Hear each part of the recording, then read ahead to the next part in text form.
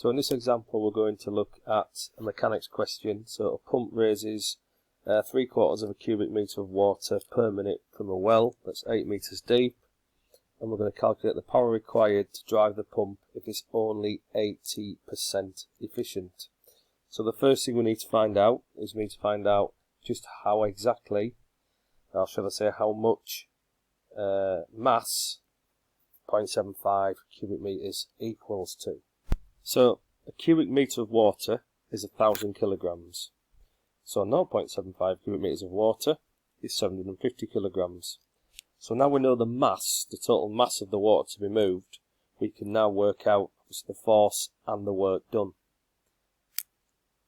So to work out force, we've got 750 kilograms of mass to basically, it's got the gravitational downwards pull of 9.81 metres per second squared, acting on the mass, which gives a total force of 7,357.5 newtons. Be careful to, when you work out force, a few students do actually just use mass. You need to include the gravity as well. Mass on its own is in kilograms, force and weight is actually to do with, obviously, associated with newtons. Work done, so basically work done is the amount of energy that we need. So if we need to move this amount of force in this amount of distance, if you read the question says we're moving it in 8 metres, so we are lifting 750 kilograms, 8 metres, again with an acceleration of 9.81 metres, that's pulling it down per second squared, should I say, 9.81 metres per second squared, pulling it downwards.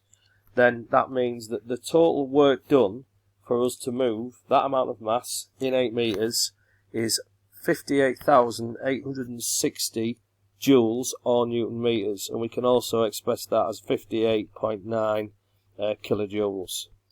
So once we know how much energy we have to move in within a minute, so the question says per minute, so obviously that's 60 seconds, so that's going to be 58,860 divided by 60 seconds, and we can see that the power required to move that amount of that amount of energy within a minute would be a power of 981 watts.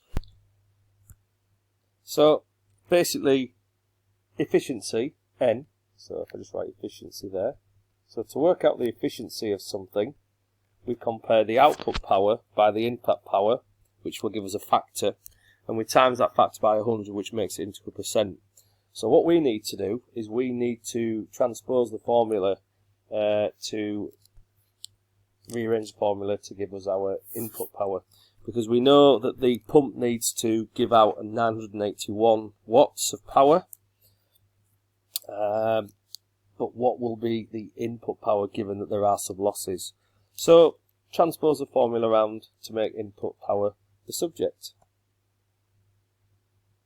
So if you transpose your formula properly, it's input power is output power over efficiency. Now the efficiency is expressed as a percentage. So if we look at here, we've got the output power that we need is 981 watts.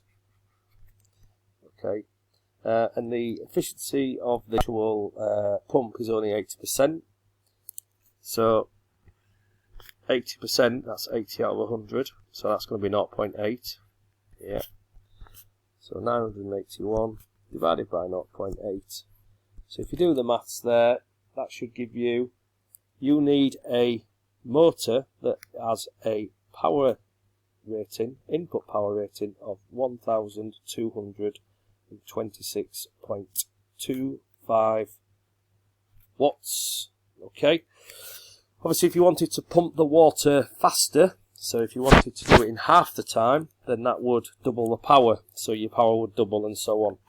So think of watts as how much energy per second it can actually push, if you like.